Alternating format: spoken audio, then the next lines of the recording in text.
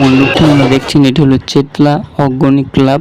তো এই অগ্রণী ক্লাবের যে প্রতিমা, এখানকার যে থিম, সেটি সমগ্র থিম যে মণ্ডপটি তৈরি করা হয়েছে প্রায় লাখ লাখ বা কোটি কোটি যে রুদ্রাক্ষ, সেই রুদ্রাক্ষের ফল দিয়ে এখানে এই মণ্ডপটি সজ্জিত করা হয়েছে। এই মণ্ডপের যে ভাবনাটিকে তুলে ধরা হয়েছে সেটি হলো সমুদ্র মন্থন। সমুদ্র মন্থনে যেভাবে দেবতা এবং অসুরদের মধ্যে হয়েছিল, তারা সমুদ্র মন্থন করে যে সমস্ত জিনিসগুলি পেয়েছিল, অমরত্ব লাভ করা থেকে সমস্ত কিছু এই মণ্ডপে থিম আকারে তুলে ধরা হয়েছে। তো চলুন আস্তে আস্তে এগিয়ে যাই, ভিড়ের মধ্য দিয়ে আস্তে আস্তে আমরা মেন মণ্ডপে যাই এবং মায়ের দর্শন করি।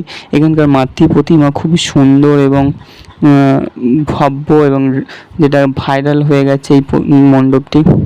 পাশে আছে সেই সুন্দর নৃত্য অনুষ্ঠান, যেখানে দেখতে পাচ্ছেন যে দেবতারা বাজনা বাজাচ্ছে, সেরকম একটা কিছু এখানে আপনারা দেখতে পাবেন।